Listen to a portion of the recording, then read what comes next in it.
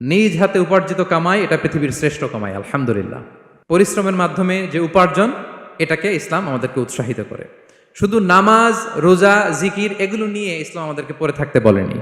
Quranic order হচ্ছে আপনার নামাজ শেষ, আপনি বেরিয়ে পড়বেন, কাজে বেরিয়ে যাবেন। ফাইদা কুদিয়াতিস সালাতু ফান্তাশিরু ফিল আরদি ওয়াবতাগু মিন ফাদলিল্লাহ।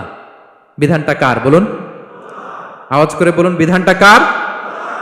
এটা কোরআনিক ভার্ডিক্ট, কোরআনের বিধান। নামাজ শেষ, গোল হয়ে বসে জিকির করতে বলা নাই আল্লাহ।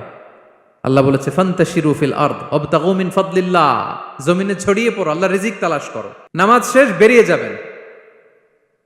কৃষক চলে যাবে মাঠে,